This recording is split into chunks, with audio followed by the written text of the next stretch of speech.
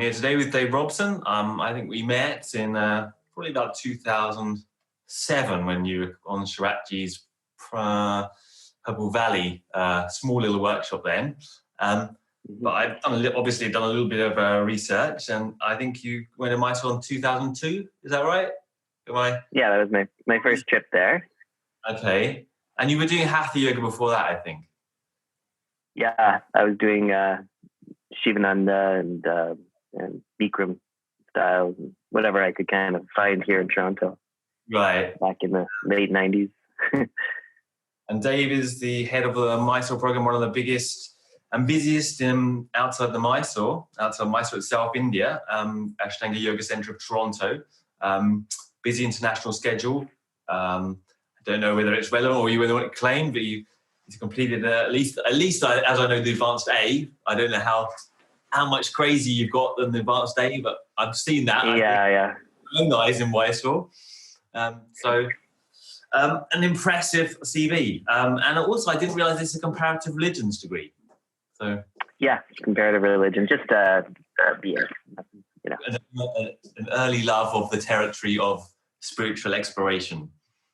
Yes, certainly some parts of it. Less the organized and more about psychology of religion and religious experience. Yeah. Right. Yeah. So what attracted you to the asana in the first place? What attracted me to, sorry? The asana, the yoga asana. Oh, yoga asana. I wasn't so into asana actually. At first, I was into the idea of meditation and enlightenment. Mainly for all the superpowers, and the option out of suffering. So I was kind of exploring different practices that way, and I ended up in the Shivananda school, and near the university where I was going, they had a little center there. They have one still, and so I went in there, and I don't know if you're familiar with it, but it's pretty simple sequence of asanas. It's a shorter sequence, like a 15 postures or something like that, right? Yeah. There's like 12 like basic ones, and then they kind of throw in some other stuff. But I enjoyed it. I wasn't like good at it in the sense that I wasn't like strong or flexible or whatever. But at the end, I had such like a deep sort of feeling of peace and release. Yeah. Did you? That just made me want to keep doing it. Yeah. Did you? I'm just wondering if you did anything. What was your background like? Were you into? Obviously you got pretty good at yoga now, but were you always like physical, or did you come from a background of doing sports, or I don't know what you play, ice hockey over there? There is a lot of hockey here, but no, I tried, but it was too much equipment. I was into wrestling and judo. I was in judo when I was a kid, from about 8 to 14. Okay. So I was pretty serious about it. I was competing and things, and then I started doing wrestling in middle school, and then a little bit in high school, and then sort of all my physical endeavors collapsed in high school. It tends to go about 15, 16. As soon as something comes in, it seems to distract, as I found anyway. I had this long period of inactivity before. I was active. I was traveling, and I was young, and but I wasn't doing any kind of exercise necessarily. Once in a while, I would go through a little spurt of trying to be physical, and healthy. But mostly, I was doing pretty unhealthy things. Yes, I kind of shared that. I had a kind of taekwondo background, and then kind of dropped off when women became interesting. Then that seemed to distract me a little bit, and I kind of waited a few years. So obviously, actually, very much like me, I did a philosophy degree, and there was that. I guess there was a questing, right? There's that wish to inquire, and from your perspective, what did asana give to that? You did the comparative religions. You came out of that. I guess you started doing asana. What is that? Why is asana different to information or learning, like on a kind of technical level. Yeah, Academic. I really love the idea of embodied philosophies. I love the idea of that you learned something that changed you, not that you collected an opinion or a body of knowledge and then another body of knowledge, but that you settled on one idea, a system, and tried to live it. And I was finding things like that in university too. Different ideas like I really loved Epicurus, an Epicurean philosophy, and I loved sort of the idea that your whole life would sort of be guided by these principles. An embodied philosophy. But at the same time, I was meeting all these teachers and people that had all these ideas, had been introduced, to them, and were very familiar with them, but didn't seem to be affected by them. Yeah. And I was so impressionable too, I guess. So like all the kids in university at first, so the ideas were really exciting to me, and I was thinking, how can you continue to sort of live a normal life? Once you teaching this, and then it's so dramatically kind of implicates you in another direction. That was exactly my experience, and it wasn't incorporated in any kind of lifestyle. Like, it was just words, right? Exactly. Like just words. But yoga's an embodied philosophy, right? Right. And I mean, moving on from that, I mean, how would you say on a practical level, it governs your daily life. It kind of shapes your daily life. How does the physical routine, even if you were just doing asana, how does that inform how your daily life looks and keep it on the kind of, on a good upward trajectory? Right. Well, it's a tool. So it could negatively impact your life, I suppose. Right. But I always think in a positive sense, it works regardless of your intention through displacement, by sort of putting the sadhana, whatever, the practice in your life. You have to make room for it. And usually that means you have to get rid of the things that are in the way, that are going to stop you from being able to do a practice. And so there's it kind of pushes a lot of habits out of your life if you're trying to maintain this one good habit. I guess another way to think of it is like orthopedically, it's like a brace, that you're sort of putting on. Yeah, like it gives you a structure and a framework. And in a way, isn't it like in the true yoga sense, it's not adding something; it's just allowing you to take things away. It's giving you the ability and the strength to not need all the extra stuff and going out for the beers and whatever else was kind of clogging up your life that you didn't really need to do, right? Yeah, at first it does that, and then I find after a while you figure out how to do both again. I know you're famous for liking a beer on a Friday night. I think I saw that in an interview once. Your Friday night treat, and then you fall asleep or something. You can't drink. But you're so tired after the week, you can't even get through the beer without falling asleep or something. Yeah. What's your favorite beer?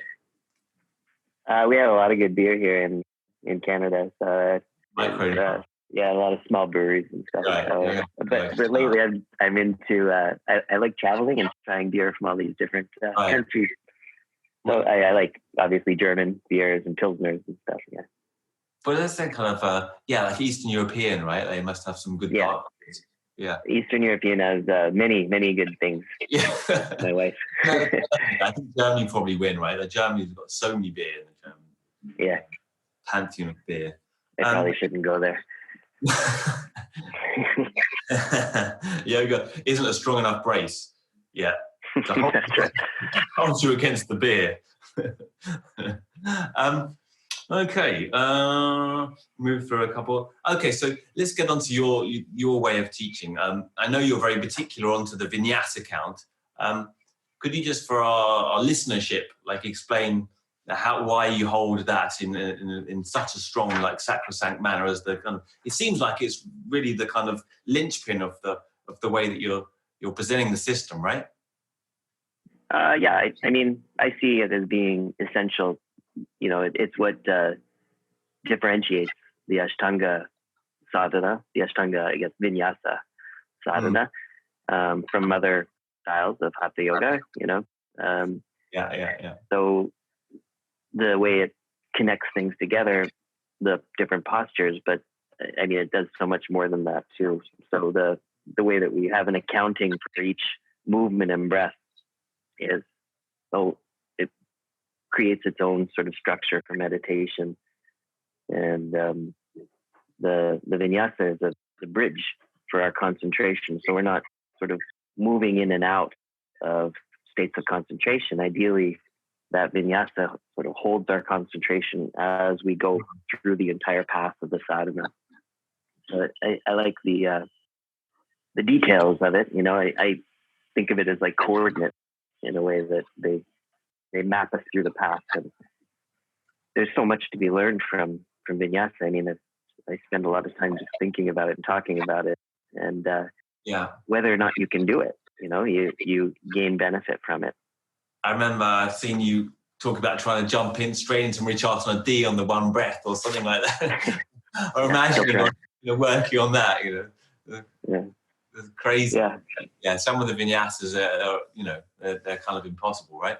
Or are they? Yeah, it's an ideal, right? A lot of them are ideal. So it's kind of a game we play with ourselves. It's definitely a game. And how do you hold? How do you hold that ideal, right, without making it kind of negative judgment on yourself, right? Yeah. Like how do you play with that, right? Well, that's the thing. The ideal reveals the negative judgment that we make. But ideally, we're going to use the vinyasa to keep us moving through judgments as well. So it reveals them, but it also gives us a path to kind of let it go. To attenuate whatever sort of thoughts or attachments that we have at any moment. The demands of the vinyasa or the guide of it kind of doesn't let us fixate or attach too much. So what happens if someone they're really struggling with the posture and they need a whole bunch of extra breaths to get into it? How would you? I mean, I have that all the time, every day. Yeah. So you just take note of that? In terms of the technique of vinyasa, then you take as many breaths as you need to get into it and then count. So, but you're still using the vinyasa in a sense. I mean, it's still guiding you. Right. So are you trying to do less breaths, or are you allowing? There's a question of acceptance, isn't there? And there's a question of trying, which is a striving and a pushing, and acceptance, which is a laziness, and trying to kind of bridge the two, right? So you'd like to do it in less breaths, but then if you do it in less breaths, you could also sacrifice some awareness in the posture, or rush the whole thing. I don't know. Right. Yeah. Yeah. I mean, that's there's no answer that kind of collapses that, right? You carry that tension through the practice. That in a way that's you at the edge. You're constantly evaluated and watching what's going on in your body. And using that ideal to direct you, but not to crush you. Yeah, so it's a very, very intelligent, clever. How do you deal with the disappointment of not measuring up on a daily basis to vinyasa? Yeah, well, that's one of the reactions certainly that comes up, right? I mean, there's certain things about my body that can never change. Especially at this point now.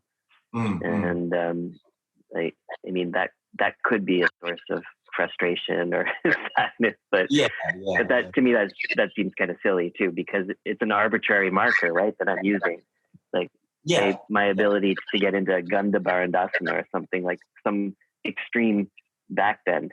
If I'm sad about the difficulty I have or something like that, it's ridiculous. It's like me getting up every day and measuring myself and still being sad that I'm not 6 feet tall, You haven't got blonde hair or something, and it's... Right, I mean, so you can definitely create your own hell. Yeah, you could create a wig. But, you have a few blessings as well, You have a strong front side, You have some enviable lifts, and I'm sure many people would be upset if they could, or less upset if they had them. So me and half the planet can count your blessings. Yeah, I don't find it. I think I'm past that point now. I've just scrolled enough around on Instagram where I don't consider myself that talented. Instagram does tend to do that to you. It does tend to. Which is good. It's good. I mean, my role isn't to demonstrate in that sense. It's, as a teacher, I think it's nice to be able to teach everybody, but most of the people I'm teaching aren't at those edges. Absolutely. Yeah. So if you could say, like, there's one thing that kind of like, could you say one thing that defines your method of teaching, or you find specific about your approach? Do you have a specific approach? Something that you concentrate on, apart from the vinyasa thing, you could say there's a, I mean, I'm traditional, in that I'm sort of have tried to consistently apply the system as I have understood it, and it's been taught to me. And I mean, I don't know if I'm the one to be able to say, David's got a very unique and generous approach to teaching. His humor. those bios for teachers that you read that are like, wow. And then you're like, but wait, the teacher wrote this. I'll say it for you. Yeah. Well, I think one thing is as I understand it, I think you bridge, what you bridge is an understanding of how to move in the posture, as I know through other students who you've taught, who I've taught, a very skilled way of approaching the asana, but also a very humble and traditional perspective towards the sequence and the tradition and where it came from. So I'd say, if I were to define you, right. I would say, you bridge that very nicely, that question of towing the line with tradition and keeping tradition, but also keeping a slightly more westernized perspective to help people with the physical limitations that, the tuition that maybe is also helpful, because in my understanding, alignment isn't in any way sacrosanct per se, but, you certainly want to be comfortable in the position and keep on practicing, If you're not safe and you hurt yourself, then that's the surefire way to fall out of practice and out of love of practice, Yeah, of course. Yeah.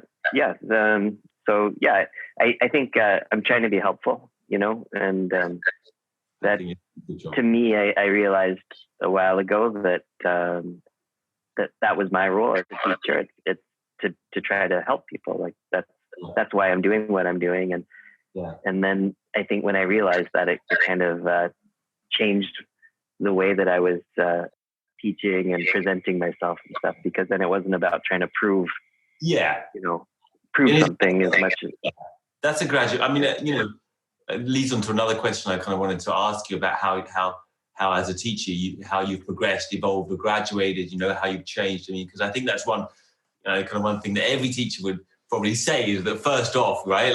Certainly, myself in my 20s at least, if not, it was more about me as a practitioner, and this was something extra I did to support my practice in a way, It was inevitably we get, less selfish probably as we get older, or hopefully, So as you get older, it becomes more about, you kind of feel like a retired athlete in a way. Like, I've kind of done that stuff, and now let's focus on you guys, which is nice, It's much more. I wish I could be a retired athlete. Wouldn't that be great? It was like, I don't have to practice anymore now. I've retired, but after this interview, I have to go do my practice. Oh right. It's always waiting, right? Yeah, right. Yeah. But yeah, it's true.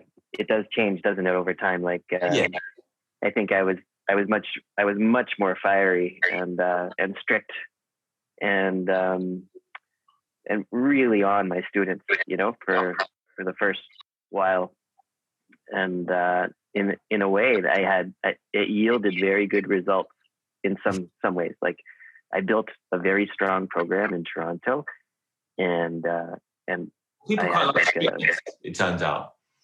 What's that? It turns out a lot of people, funnily enough, are quite like strictness and rules, They do. Well, they do. They do. They like to be really held. This is my experience. They like that. And every day I would say, see you tomorrow. I still say that. But if I didn't see them, then the next day I'd say, where were you? Why weren't you here? What happened?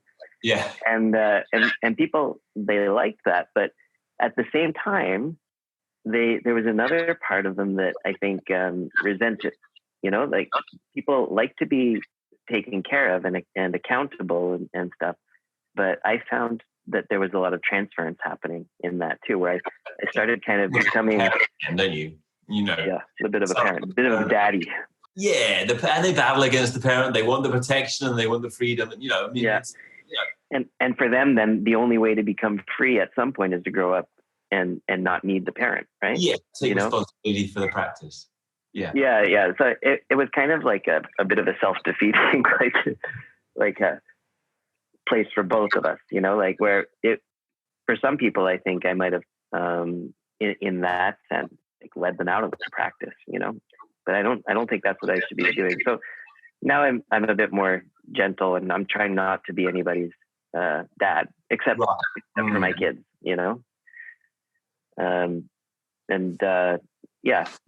but it's a more gentle kind of accountability. I want to, again, be helpful and stuff, but I guess I do recognize that we've got to balance practice the sadhana against all these other requirements. So are you less strict, would you say? I'm less strict. I'm less of an asshole, I'd say. Yeah. And you kind of allow them to kind of figure it out themselves, or I remember one of my first teachers, Pierre Seguier, he always said something kind of memorable to me, and he said, and I said, why don't you ever give any instruction? I think I went years with Pierre, and he gave me some adjustments, but he really didn't tell. He didn't tell me anything. And I think he said, I wouldn't want to spoil the journey for you. I think I still give lots and lots of instruction. But I'm also not going to chase people, so they have to do a lot of the work to get there themselves. I'm not gonna try to make sure that they come. They have to. Yeah. They have to get there on their own. You can be a starter motor, but you can't keep the motor running. Yeah, exactly. Yeah. Or you can take a horse to water an X number of times before you get bored. It won't drink. And then what I've found too is that there's always people that are hungry too, right? Or thirsty. And so it's silly to get fixated on a set sort of person or group, that's it's not a very productive kind of way of doing it. So I try not to get so focused on any individual in that sense either, And you're also a type, right? Because I guess the first type that we knew, because we were surrounded with them, was a very, very type A kind of, in quotation marks, personality, right? And now I think what you're saying also is that a lot of your students, as mine are people that are much more regular kind of householder in the world, right? And they want to use the practice to a certain degree in a certain way, right? Strictness doesn't really work for them, Yeah, I think that's very accurate. The demographic, I guess, has changed a little bit, right? Where too, when we were doing it at the beginning of my yoga journey in Ashtanga, it was full of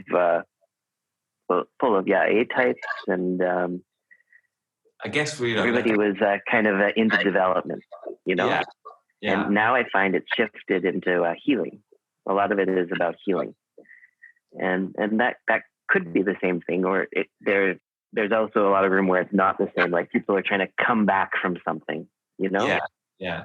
Well, do you think that, because we've got now, when we both started, I think it was like, well, you either did a Iyengar, like maybe if you were that type of person, or a bit older, you always did Ashtanga, right? Like there wasn't like a whole bunch of choices, but now it's like, if you're a young person, like why would you stick with this traditional system when you could do like vinyasa with rave, or, boxing and yoga, or, it's like, so a lot of these young people, I think, like the tradition seems a bit like stick in the mud, it's like, so I think our demographic has gotten older that, appreciates or likes that tradition, right? Yeah, I get it a lot. Just the whole wave of movement stuff that's been coming out, in the last few years. Yeah, Ido Portal, And sometimes I'm talking about tradition and an approach, a certain way that we do it. and someone will kind of come into the conversation, usually it's online, and say like, but why would you do it like that when, you could do it like this or like that or like that? And it's like, because it's traditional, because this is what we've kind of agreed to. So what do you like about tradition? And that's another question I really wanted to ask you. Like, what is it about tradition that's important? Or why would you just not break that? You could do it a better way, like a handstand, I mean, like, Yeah. Well, I like, there's lots of different meanings of tradition, right? So if we're talking about our tradition in yoga, like parampara, I like the idea of transmission, that there's this message that keeps being passed through generations, through centuries, through millennia. And that at its essence, there's some kind of, energetic value. There's a spark being passed on. And there's something very magical to me about that, and to think that spark is a little bit different in different traditions, like whatever that thing is that's being passed on. Like you imagine it's like an essence, an essence of an energy that's being passed down through the years, right? Yeah, and it's subtly changed by all the different hands, that are carrying it. And that it, for whatever reason, people have found it valuable enough over all those years to keep passing it on. Like that's a test. Because there is a lot of sacrifice and hard work involved in carrying these things. Yeah. And so it's kind of been tested by time, by all these people, that this works, that it's there's something to it, that it needs to be carried forward. So as a teacher of Ashtanga, you say it's imperative to go to Mysore, right? Yeah. You need to get in touch with that spark. Right. Yeah. To the source. Yeah. Yeah. Yeah. So, but Sharat isn't the only one that holds that. Sharat's also a carrier, right? He's right. He's not the one radiating it. He's also transmitting it. He's carrying it, as it was passed on to him. Yeah. So, you could, he's definitely like the strongest in a lot of ways, that way. But I imagine you could get access to that message through people that have accessed it, probably through him, Yeah. But, yeah. But I think Sharat says, he just said it in the conference the other day, yoga is not owned by anybody, it's for everybody. Yeah.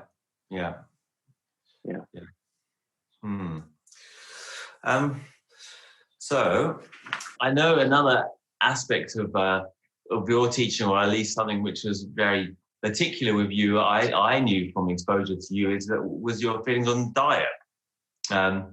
Do you still put it out there? I know I'm sure you're still vegan, right? I am.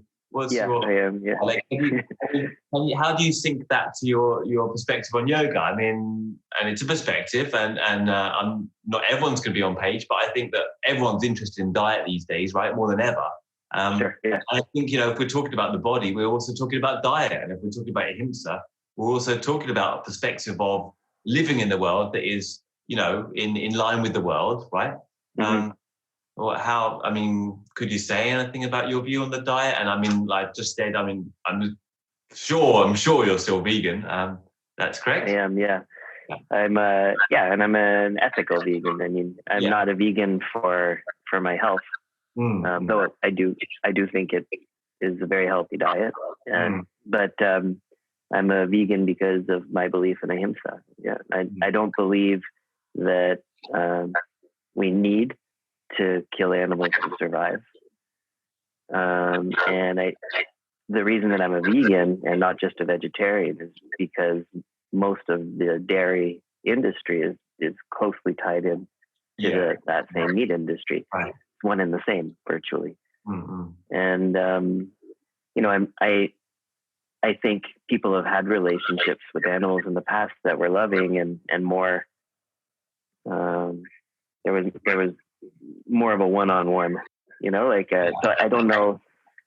I mean, and so I guess I could see people eating meat in that case. So I would think it's weird to eat your friends, but maybe if they like kind of died of natural causes or something, even then I would find that odd. But well, I think it's like an industry now, whereas at one point it wasn't an industry. It was like you had a goat in your backyard, and right, like, I mean, it's kind of strange to bring it up and get attached to it and then kill it. But, you know, I mean, it made more sense than rearing a shitload of them and then, you know. Yeah, right.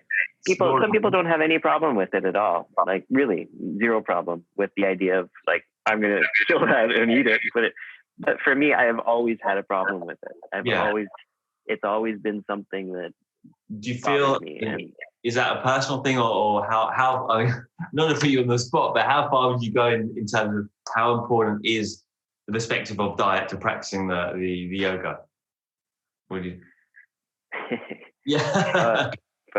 Well, for me, it's very important, but also following ahimsa, I'm not trying to, hurt anybody or belittle them into following my choices. You know? Yeah, right. But for me, it would be very hard to practice what I consider to be ahimsa and not be a vegan. Yeah. You know, or at least vegetarian, I would think, you know. Yeah. But I don't know. You know, people get really. Yeah, I mean, it's a touchy subject. Yeah, but also it's a subject that people are. I mean, everyone ever ask a question, you know, on social media. Who I've got this great teacher. What should I ask? Those are what do they eat? You know, they want to know like what your diet is. Yeah. What kind of stuff do you eat? Like, what would you say has helped you in your yoga path? You know, I'm pretty protein heavy in my diet. I've gone through different diets over the years. You know, like. Always vegan, but like tried different combinations. For a while, I was trying a macrobiotic diet. A strong vegan, so you must be getting a lot of protein. What do you get the protein from? I get it from beans, tofu. I eat a lot of tofu. I like tofu. Soy, gluten. You know, I'll do seitan. Right. Gluten. They kind of. You say, I eat like a seitan. What is it? Vital wheat gluten. It's like, oh my god. Yeah, right. Yeah. Gluten. Yeah. How terrible. It's very chewy. It's got a good kind of bite to it. I think it's like the highest vegetable source protein, right? Seitan. It's going to be very high. Yeah. And and then I've tried different things. I tried to do a bit more of a low carb thing, but it's difficult as a vegan. So I kind of stopped trying to do that because it was making me a little hungry all the time. Seitan and steamed broccoli or something. You know? That oil, you know, and just eating oil instead of food. Right. Yeah. It wasn't great. I guess the thing is, as you get older, like I recognize that you just have to adapt your diet, right? Like what you felt was like the cardinal rule of like, this is how I eat. Like you realize like, 10 years later, no, I can't, you know, that I can't. Shit. Yeah. I think veganism has really saved me in a lot of ways from having to be too careful otherwise, you know, because everything's plant-based. It's just, it kind of keeps me within a certain range, right? You know, I think is pretty healthy most of the time. Yeah. Okay, without going further down the old touch. But it's good to hear, you know, and everyone's got a different perspective. And I think, you know, and the diet is as long as you're doing something physical with the energetics of your body, you're doing something, you know, putting something into your body, right? Which, you know, it makes a difference, you know. So you have to eat like an athlete, I think, if you're practicing Ashtanga. Yeah. You know. And you're trying to raise some form of energy, aren't you? So you're not going to dull that down with foods that are not helping that, surely. Right. Yeah. It does make a difference, right? Though I do eat a lot of chips. Lately. It was like last month I've eaten a lot of chips. Yeah. Goes well with a dark beer. Exactly. Well, okay, so I'm kind of like rounding it off now. Obviously, you know, you've been teaching for a long time, and we hope you'll be teaching for a long time to come. What keeps you motivated in teaching? What keeps you charged up and inspired to keep on teaching and putting it out there? Well, teaching is a really good way to learn as well. Like I find when I think about teaching something, I want to make sure I know it properly. So it, in a way, the practice and teaching kind of circle each other really well. For me, that it motivates me both ways. Practice motivates me to teach, and teaching motivates me to practice. And I don't know. I'm excited to kind of keep using different tools like technology and I don't know if you have it the same way, but I feel like there's some ideas that are very hard to communicate properly, like even, for example, say the idea of Mysore. Mysore is a hard thing in some ways to sell, to get people to walk into if they've never done it, because it's very intimidating and stuff. So part of what I've found is that the better we can kind of craft a description, or a message, the more successful it'll be. And so I feel like that about all of the teaching. Like we keep trying to refine our message, and over the years we find a better way to say it. So it hits the mark, right? And so it hits the mark, like with all people, right? Like, so all different kinds of people, you learn how to present it in the right way for them. Because I don't know, like, it's hard not to be a proselytizer, some kind of zealot for the yoga, and you just kind of, I still get feel it's like, if someone has walked out the door and they haven't come back, then I haven't presented it in the right way. Yes. You would have loved it. Partly your fault. Yeah. You would have loved it. They can't not love it. I just got to get the right way for that person. Like the right shade. The right kind of tone. Right. Yeah, and I love that. I mean, it's like practice in that sense because it's repetitive. You're describing the same thing all the time, saying the same thing. So you have the chance to really hone it and to, and same with like workshops and things like that. When I'm building a workshop around an idea or an ability, then I keep changing it all the time because I keep watching what's going on and seeing what works, trying to take out what doesn't, and so I love the repetition of it and getting the chance to try again, and to make it better. Yeah. Nice. And what keeps you getting up? I mean, I assume you do your practice, or maybe not before now. You're doing it after teaching now. Yeah, if I can do it later, I'll do it later. Like not too much later, but it depends. For a while, I did it very, very early for years and years. It's still early, and it's still a hard practice, and it's daily. Pretty much daily with the moon days and the days off. But I mean, what have you got any tips for anyone listening to how to keep on the mat and keep doing? What's apart from coffee? What's your how do you keep on it? I think there's an expectation that we're always carrying into our practice, like we're going to get somewhere or do something, and then the easiest thing you can do, I mean, the only place you have to get is on your mat. You know what I mean? In the sense of like what happens after that is everything after that is part of practice. Right. So you basically just have to show up for the experience of whatever's going to happen that day. But if we have a sort of expectation of what kind of experience, or only a certain bandwidth for experience, I can only have this kind of experience on the mat, then inevitably we're not going to get on the mat because we don't want to have those other experiences. Right. But I have to go today and have the experience of maybe, feeling fat from eating too many chips, drinking too much beer, or I have to go feel old, or I have to feel less than, or maybe it's a good day. Maybe I'm going to feel light, or, who knows, but I have to go have that experience. So I can't say I have to go on there and have a good practice or a strong practice and wait till I'm ready. I just have to go there and see what happens. Right. So it's in a way, it's like saying, like there's nothing that isn't part of the practice, right? In that sense, like we have to be willing to experience everything. And once you can do that, then I think it's much easier to show up on the mat. So it's just a question of kind of accepting experience in a way. Yeah, and I mean that's the point, right? We frame it by getting on the mat, and then we practice accepting it. Yeah, yeah. And then like on that kind of carrying on that kind of vibe, how do you see your practice developing now? Like obviously like none of us is getting any younger. Like how do you see it developing over the years? Is it still developing, and how would you qualify that development now?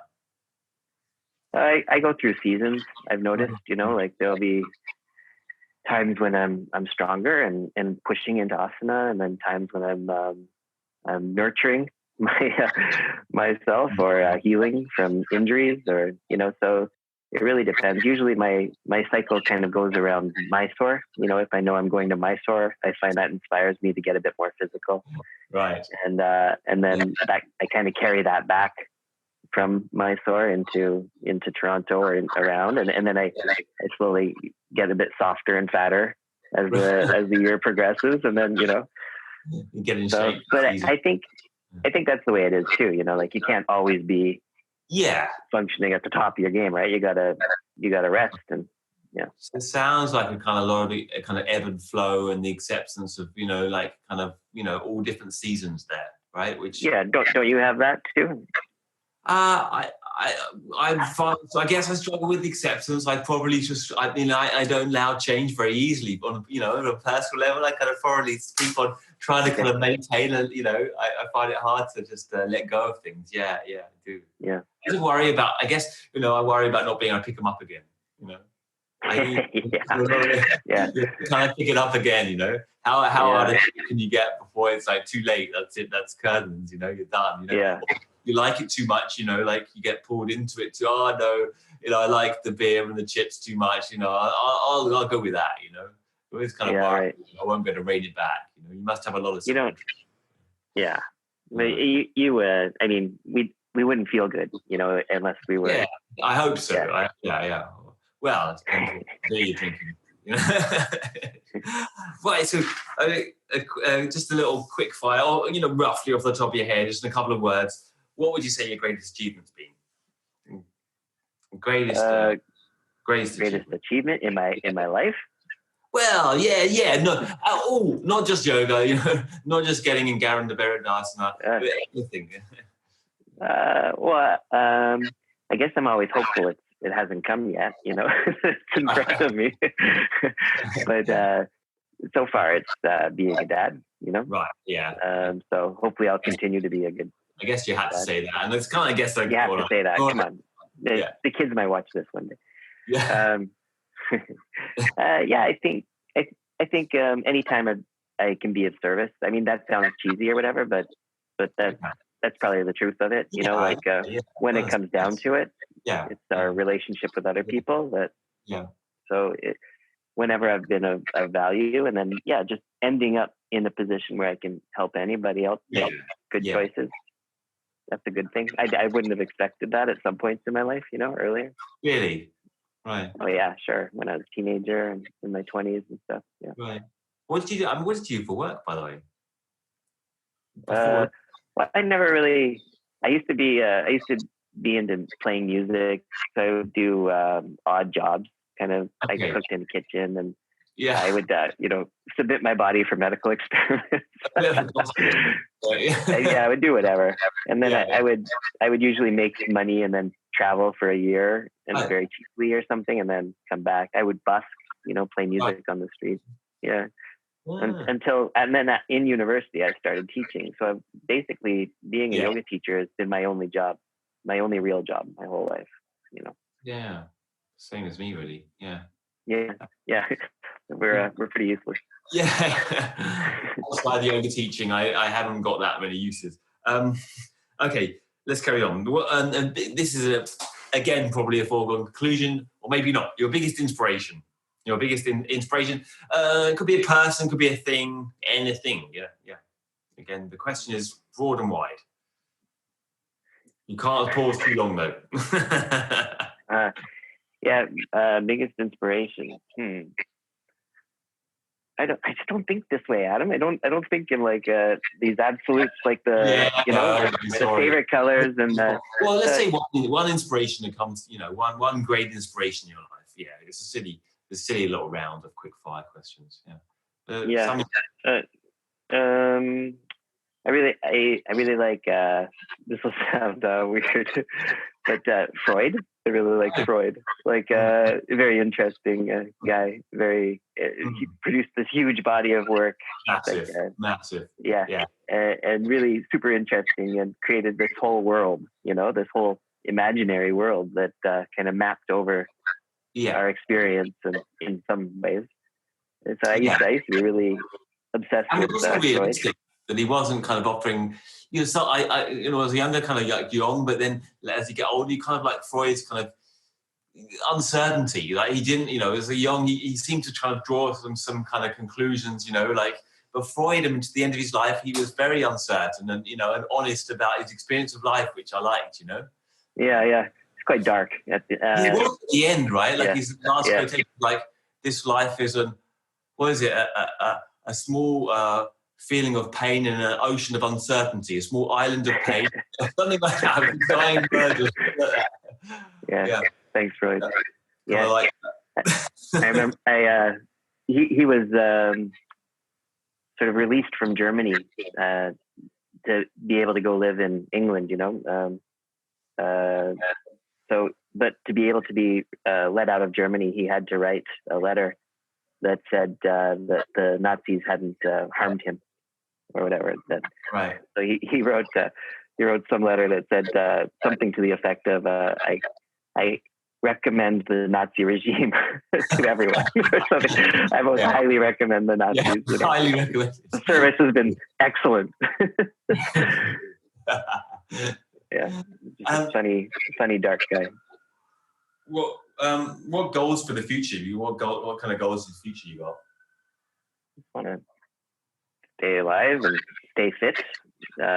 Keep teaching. I'd like to keep growing as a teacher. We're building a studio. It's all very kind of Toronto as well. Yeah. More of the same. I really. I like things as they are, and I want it to keep going. And the goal is just to make what you've already got. Yeah. Yeah, I feel really optimistic about yoga and Ashtanga in the future. I feel like there's a lot of room still. So there's new people practicing it all the time now, and yeah. And what would you say? What would you say your favorite kind of thing to do outside the yoga? Like, if you just to give an idea of you outside the yoga teacher, what do you still play music, or what do you like to do outside, just so people get an idea of, No, I don't play music anymore. I like to listen to music. Right. A lot, but I don't play anymore. But we walk the dogs a lot. Toronto's got a lot of ravines and nature. So what's the species of dog? The little dog you have? What is it? That's a Chihuahua. Right. Maybe there's a little something in there, but mostly Chihuahua. That's the one. And then the other one's like half Samoyed and half Jindul. It's a Korean dog. It's still a short walk. It's not a long walk. No, we go forever. That little guy goes and goes and goes. Yeah. Duracell. Yeah. Yeah. So we walk around. I spend a lot of time with my kids. I don't have a ton of free time besides that. Yeah. Well, it's been amazing having you. Thanks so much for giving your time. I usually say about what schedule you've got going, but I guess everyone can find you online these days right now, and that's about it. That's kind of about the scope of our travel right now. Yeah. But thanks a lot for having me, Adam. It's good to connect. It's been amazing to see you again. I guess type in Dave Robson to Google. We don't even say the website anymore, and you'll come up with enough to keep you occupied for a long, long time. So thanks, Dave, for having this time with me, and look forward to maybe seeing you one day in the flesh again if we ever let out of this. Yeah, I'll see you in Mysore, I'm sure. All right. Thank you.